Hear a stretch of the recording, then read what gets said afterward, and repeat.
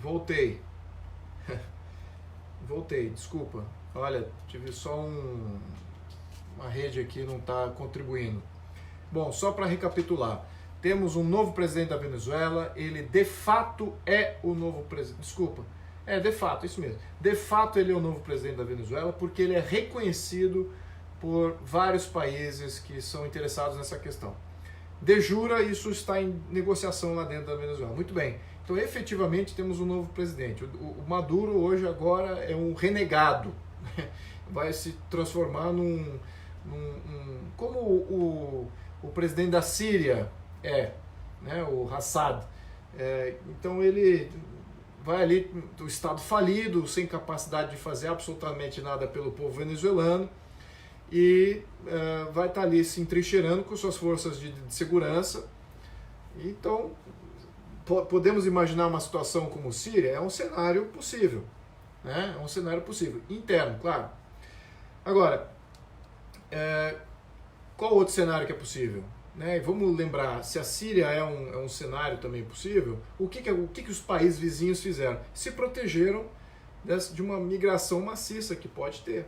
Né? A Turquia se defendeu da migração síria, Jordânia, todos os países vizinhos, Iraque, então todos eles se protegeram, né? Porque tem milhões de habitantes ali que dependiam de uma certa infraestrutura e não tem absolutamente nada, está em anarquia, né? Não é nem um governo, é com um poder que é um poder policial, um poder policialesco que está se protegendo. E não tem interesse nenhum de defender a própria população, muito pelo contrário.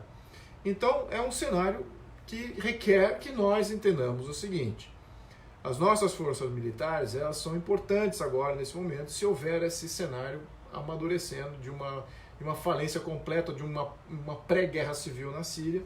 Precisamos, sim, de militares na fronteira brasileira para evitar, e tem dupla função, como eu estava falando e acho que caiu a conexão.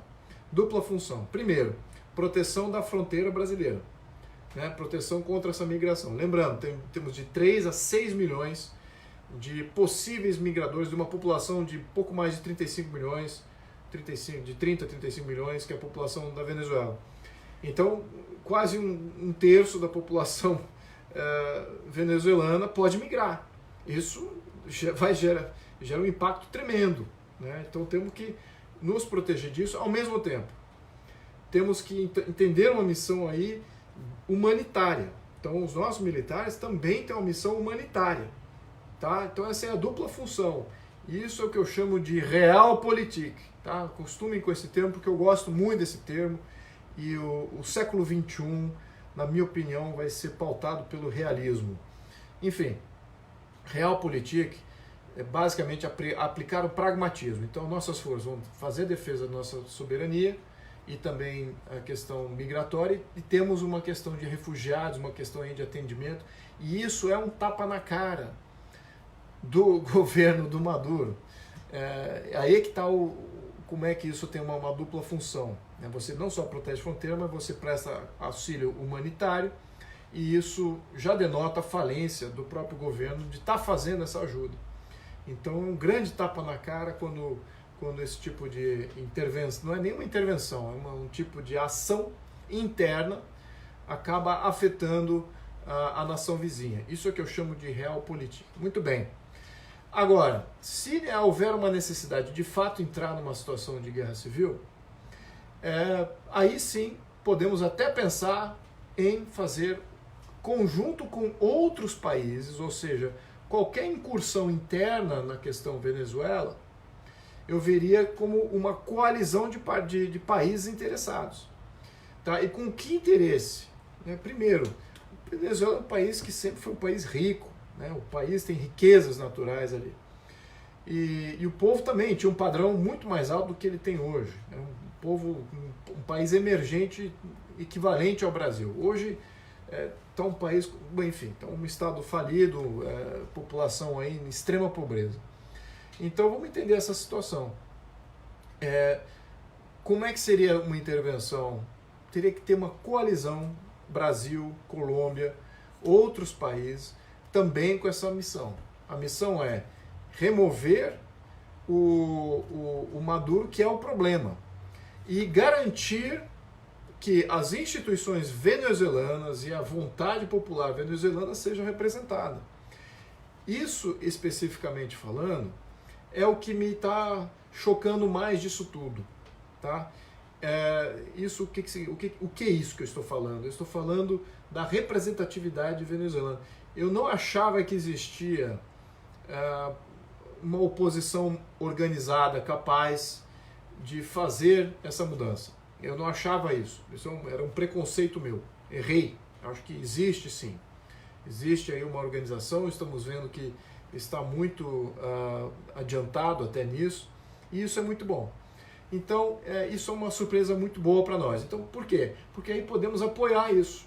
O Brasil pode reconhecer, como reconheceu o presidente, tem partidos de oposição, tem outros partidos lá que estão fazendo oposição. Claro que alguns desses são oposição fake, né? Que o próprio governo Maduro que faz o pagamento, tem uma série de coisas escusas que ocorrem por trás.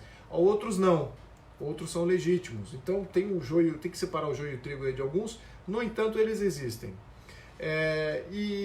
Então isso dá para que nós, de jure, né, ou seja, de uma maneira institucional, constitucional, apoiemos um partido de oposição como sendo legítimo, como nós estamos feitos. Então, a postura aí do nosso ministro, do Jair Bolsonaro, do presidente, super conservadora, nada agressiva. O próprio Mourão falou de não haver uma invasão da Venezuela, está correto. Se for para fazer isso, como eu mencionei, tem que ser via uma coalizão. Então, eu acho que se chegar a esse extremo, eu espero que isso não chegue, eu torço para que o povo da Venezuela faça isso. Um dos entrevistadores que me entrevistou há pouco tempo, uma das razões que eu estou fazendo essa live é exatamente para não evitar que uma notícia seja mal divulgada com relação à minha opinião sobre isso.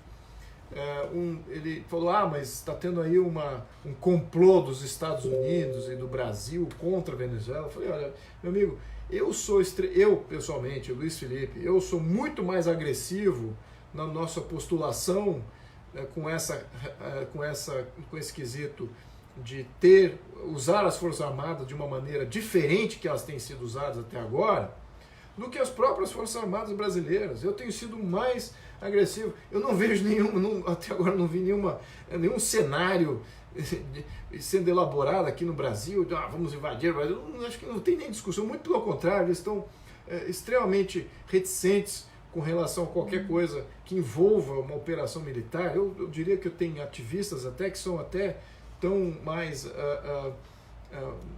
voluntariosos do que as próprias Forças Armadas nesse quesito.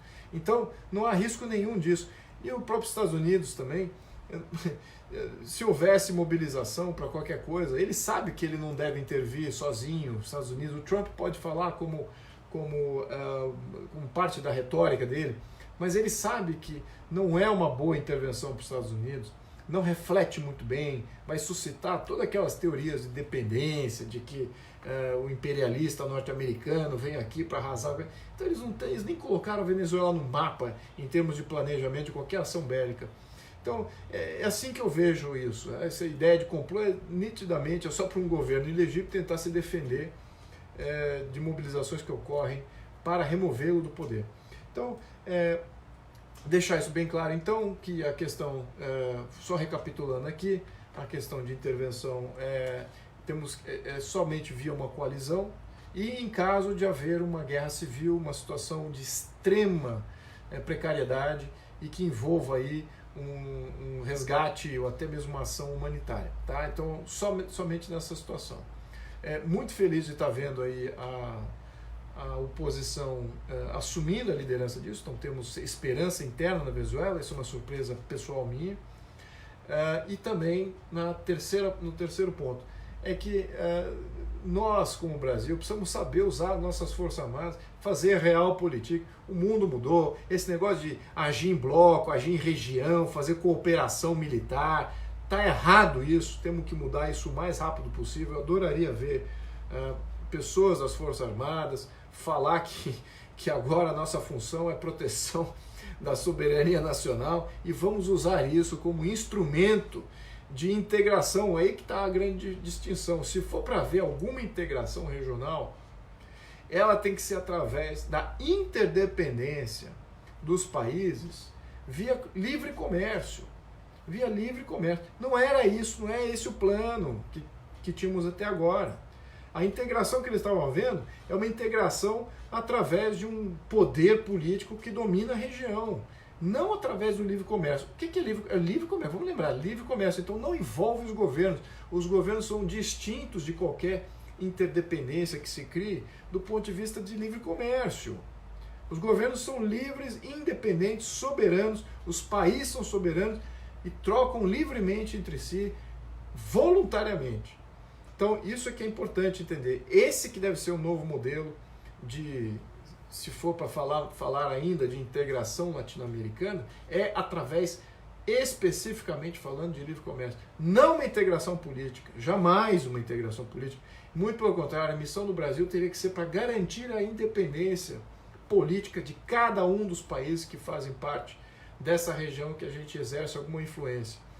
Só queria pontuar isso aqui para vocês, meus amigos, porque sabe como é a mídia, né? Eu acho que eles estão, ao menos comigo, estão sendo muito respeitosos, mas volta e meia sai aí algum comentário, o príncipe quer invadir a Venezuela, o príncipe quer militarizar o Brasil para tomar toda a região, volta ao império, é uma baboseira, enfim. Eu estou querendo desbancar aqui um pouquinho essas percepções e começar a introjectar aqui uma nova visão. A gente não fala de política externa, né? É um tema muito complexo, muito robusto. Bom, já que estamos falando do tema de política externa, né, podemos falar da China, que eu acho que é interessante. Eu não sei se eu faço nessa live ou se eu atendo aqui algumas perguntas, tá? Porque eu já tenho algumas, só da Venezuela já tem várias perguntas de relações externas. Posso responder também na questão China. Só para deixar... Bom, então vamos entrar na questão China, tá? Eu vou tentar depois responder as perguntas de Venezuela aqui, tá? Mas eu queria esses dois temas meio que... Vocês estão interligados, mas podem ser interessantes de tratar aqui. Muito bem. Questão China. Da minha experiência particular, minha experiência empresarial, de mais de 10 anos eu fiz negócio com a China, certo? Mais de 10 anos.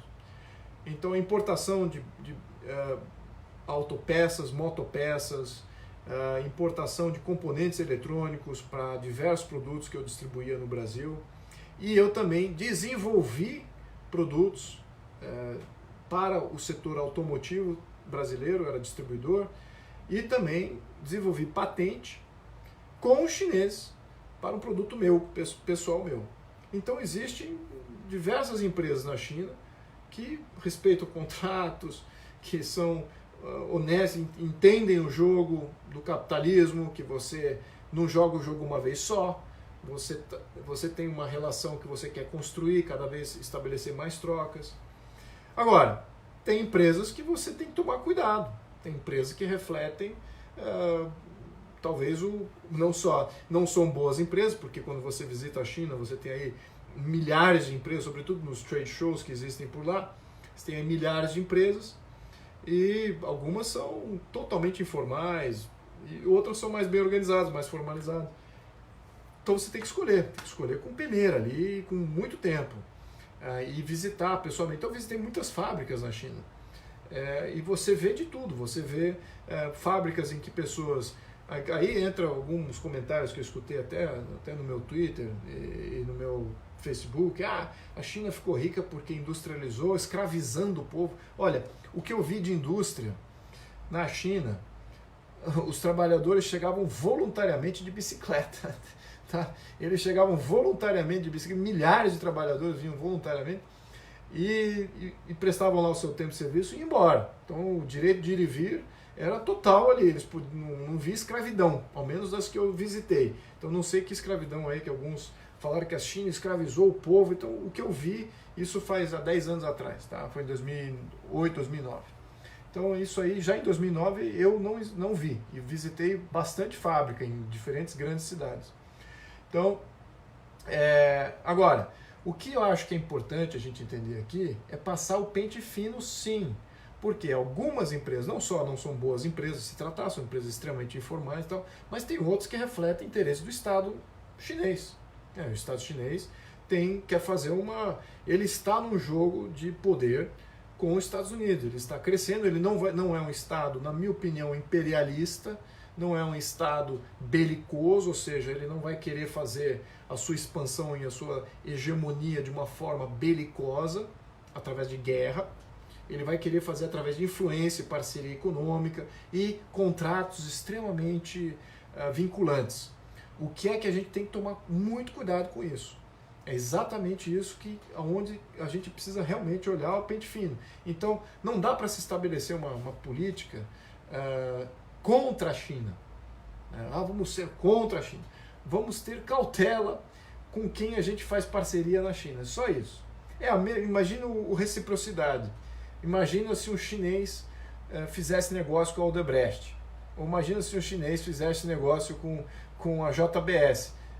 Os próprios chineses estariam dizendo, poxa, peraí, essas são empresas que estão vinculadas lá a grandes esquemas de corrupção. Vamos com cautela, porque tem milhões de empresas no Brasil que são idôneas. Ao menos que nós sabemos. Eu conheço várias no Brasil, pequenas e médias empresas. Então, temos que passar esse pente fino aí nessa política externa e evitar talvez esses exageros dos dois lados, tá?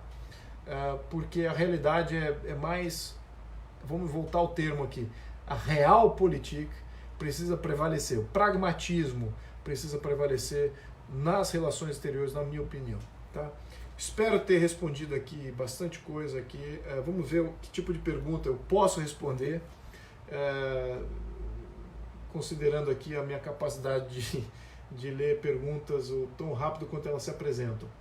Então, deixa eu ver aqui. Espera só um segundo.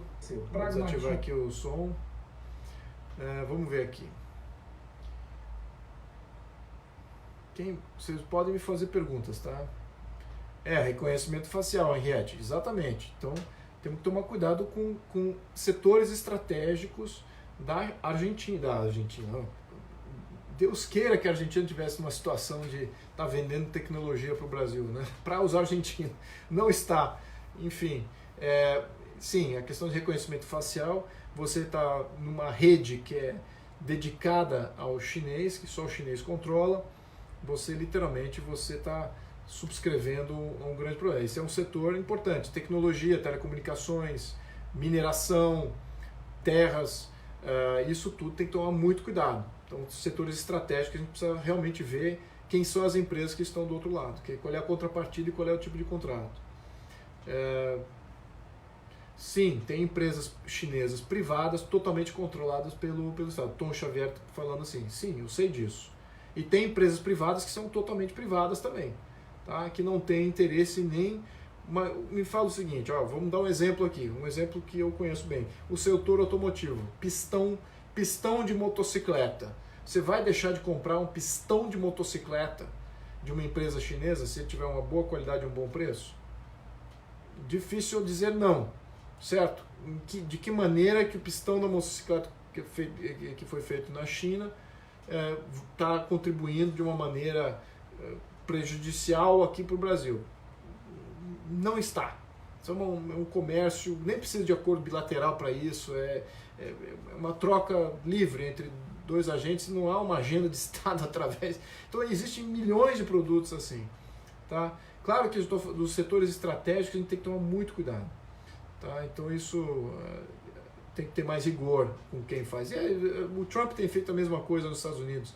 Ele tem bloqueado acordos, específicos acordos, né, com algumas empresas que têm sido feitas, não com todas, tem milhares de empresas, tem bancos, tem tudo da China nos Estados Unidos, mas ele tem bloqueado vários acordos, expansão de algumas tecnologias da China, exatamente por esse problema estratégico dos Estados Unidos. Então, a gente tem que fazer a mesma coisa nesse sentido. Bom, deixa eu ver o que mais. Havendo uma suposta guerra civil na Venezuela, devemos fechar nossas fronteiras? Sim, Geraldo, sim, devemos fechar nossas fronteiras. Temos que tomar muito cuidado com essa política de fronteira. Pergunta o seguinte, pessoal de Boa Vista, o que está acontecendo? Estão felizes com o que está acontecendo lá? Você antagonizou o fato de não ter uma fronteira, olha só o benefício de uma fronteira, tá? O fato de você não ter controlado uma fronteira, graças à nossa nova lei de imigração, abriu fronteira, pode vir qualquer um, sem documento, sem visto, sem você saber quem é, pode vir, entra à vontade, tranquilamente. Muito bem, o pessoal de Boa Vista está hoje melhor ou está pior se houvesse controle de fronteira? Lembrando que o cidadão de Boa Vista paga imposto. Ele paga imposto. Ah, mas tem um problema humanitário. Ok, fazemos então uma ação humanitária, mas que façamos então do outro lado da fronteira, para os venezuelanos, ou ao menos numa zona demilitarizada, uma zona neutra, que não seja território nacional ainda, ou que seja dentro do território nacional, mas que não seja ainda, não afete a qualidade de vida do cidadão brasileiro, que vive numa cidade, que paga imposto, que tem serviço público. Tudo isso deteriorou em Boa Vista porque não tem controle de fronteira. Então você fala assim, isso cria mais conflito ou menos conflito? Cria mais conflito. Então você tem um problema grave, aí que está a obviedade se perde quando você é ideólogo. Vamos abrir fronteira e deixar todo mundo vir. Esse negócio de abrir fronteira, todos os grandes impérios e grandes países do mundo se perderam, eu tenho algumas referências aqui, exatamente por causa disso. Você perde cidadania, o cidadão que paga imposto vai embora, que é o que está acontecendo em Boa Vista, depois que entra vários venezuelanos. E são pessoas boas, não estou falando que o venezuelano que vem é pessoas más, são todos malvados, não é isso. Você bota duas pessoas boas para jogar um jogo ruim, o resultado vai ser ruim para os dois. Então temos que ter uma regra de jogo muito nítida. Então é isso que precisamos sim, se houver uma guerra civil na fronteira, na Venezuela, temos que ter controle sim na fronteira, porque são milhões de pessoas que podem entrar, e muito rápido, em questão de meses. E isso arrasa qualquer estado brasileiro, e se houver bastante pulverização disso, pode comprometer todo o país. Luiz Felipe, o grande erro foi os nossos deputados quererem um sistema... Bom, agora tá pipocando, desculpa. Estava lendo a pergunta e pipocou outras, eu não consegui ler. Deixa eu ver se eu consigo travar aqui as perguntas. Temos que analisar assim como oportunidade para negócio. A questão ideológica não interessa a nossos anseios. Concordo, Augusto. Sandra, os carros chineses que estão no Brasil são ótimos. Aí, tá aí, o carro não afeta essa questão estratégica. O carro é um bem de consumo e dali não sai não há grandes controles de Estado que você possa fazer através disso, desse produto de consumo, né, sobre do Estado chinês, nada disso. Sim, os smartphones chineses, aí depende, tem que tomar cuidado, né? Nós vimos, o Cleiton pergunta, o que você diz dos smartphones? Tudo que envolve tecnologia. Um dos pontos que eu até ressaltei no artigo que eu coloquei no Facebook é que um microchip foi inserido na placa de servidor de milhões de servidores que foram vendidos para os Estados Unidos há pouco tempo atrás. E esse microchip monitorava todos os dados que circulavam ali, que eram processados por aquela placa. Então isso invadiu várias empresas dos Estados Unidos e a China ficou com esse conhecimento. E descobriram isso há pouco tempo atrás. Não é bom, então isso temos que tomar cuidado. O inferno tem as fronteiras abertas. Não quero lei de imigração ditada pela ONU. Concordo, Ana Paula. É isso mesmo. Caindo a ditadura socialista venezuelana, o senhor acha que os imigrantes desejarão voltar para... Absolutamente. Absolutamente. A Venezuela é um país rico. Agora tem um ponto importante que eu não fiz no começo. Tá? É um ponto muito importante. Qualquer intervenção que for feita na Venezuela vai resolver o problema do Maduro. Tá? Vamos tirar o Maduro. Agora, isto não resolve o problema da Venezuela. Tá? O problema da Venezuela é muito mais profundo. E os partidos de oposição são todos socialistas. A maioria deles. Tem chavistas, tem socialistas, comunistas, anarquistas. Tem toda uma série, uma gama de vertentes socialistas aí. Então, isso é um problema. Então, porque a solução na Venezuela não é mais socialismo, e nem é um socialismo honesto ou mais bem arranjadinho. O problema da Venezuela é o socialismo. Então, não é para ter um partido socialista opositor que vai resgatar a Venezuela. Agora, nós como país temos que entender o seguinte: há uma transição e o Maduro é um problema, perdeu legitimidade. Temos representantes aí que são legítimos, que estão lá, partidos são os socialistas, mas temos que defendê-los. Temos que defender porque esses são os caras, os próximos portadores da tocha da legitimidade.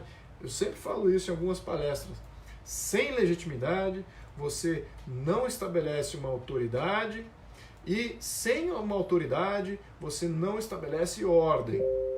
Então, se você estabelece uma autoridade sem legitimidade, a ordem ela é estabelecida por força. Então, temos que validar que existe ali oposição, que seja socialista, para que, no mínimo, estabeleça-se uma nova ordem na Venezuela. Depois a gente discute se está concordando ou não com as políticas que eles vão praticar na Venezuela para resgatar a riqueza que a Venezuela sempre teve e saber usar os seus recursos naturais. Um país muito bonito, tem várias cidades muito bonitas e um povo tão eclético quanto o brasileiro. Então, assim, é uma pena, né? Mas de fato é um belo país e eu tenho certeza que a maior parte dos venezuelanos irá regressar ao seu país. Bom, vamos ver aqui. Voltando à questão China, é iminente o conflito entre eu e o exército de Maduro. Gostaria de manter, usará o Brasil como... Eu não sei se tem eminência nisso. Eu acho que vão observar aí essa questão política interna, como é que o Maduro vai reagir antes, né? Essa eminência, eu adoraria que já estivesse alguma coisa na fronteira, tá? Só para entender duas coisas, aquilo que eu mencionei, a realpolitik, falei assim, olha, temos aqui uma força que vai proteger nossas fronteiras e que se a coisa deteriorar, está aqui a nossa força bélica e vamos fazer comparação aqui de tamanho se você está pronto para encarar, né? Claro que isso não é unilateral se for para invadir fronteira, passar na fronteira, aí teria que ter uma coalizão.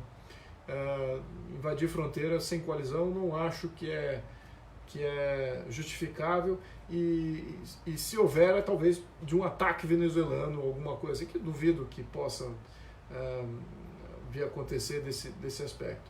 Então, importante pontuar isso aí.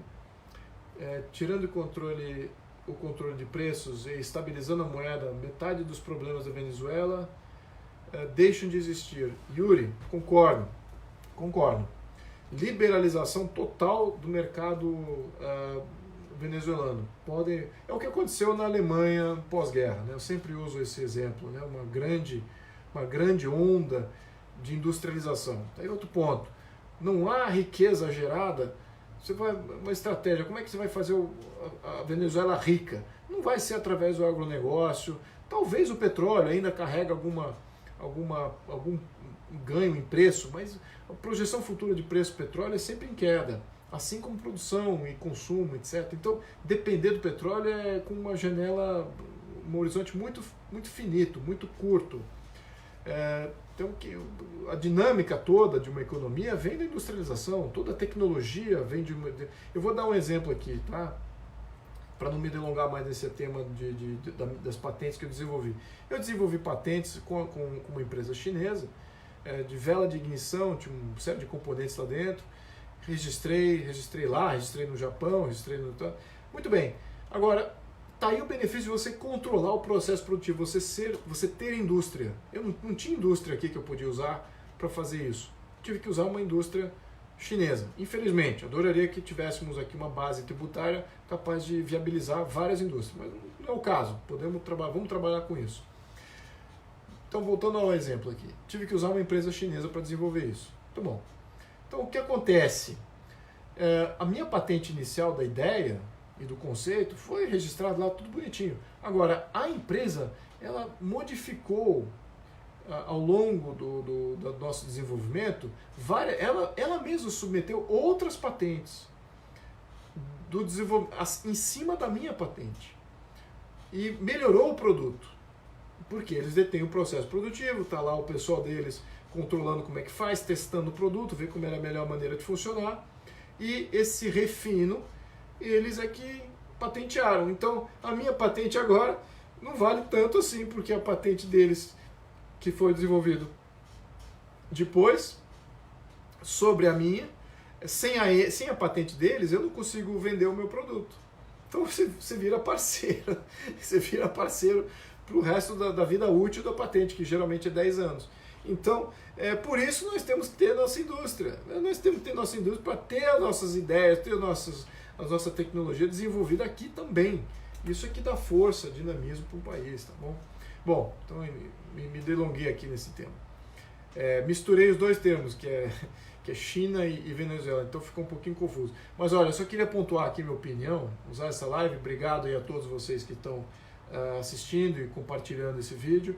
É uma opinião, vendo aqui o que está se passando no momento, e é uma opinião exclusiva minha, não é uma opinião do governo Bolsonaro, não é uma opinião do partido PSL, nada disso, é uma opinião exclusiva minha, como eu estou vendo essa situação à medida que ela está se desenrolando em tempo real. É possível que surjam outras informações em breve que mudem a minha opinião? Pode ser, como eu disse, eu fiquei surpreso que existia uma oposição organizada na Venezuela. Eu achava que não existia. Então esse cenário de os próprios venezuelanos fazendo essa revolução, eu acho maravilhoso, e que continuem assim, que a gente não precise fazer mais nada. A gente só observa e vamos aplaudir e depois tentar influenciar aí nas questões de como resgatar a economia da Venezuela e no processo resgatando a nossa. Então, meus amigos, é isso. Muito obrigado, muito boa noite. Eu vou deixar esse chat aberto, vocês podem colocar uma mensagem aqui, eu vou estar respondendo aqui em texto. Acho que é mais fácil e talvez o impacto visual aqui para mim fica mais fácil também.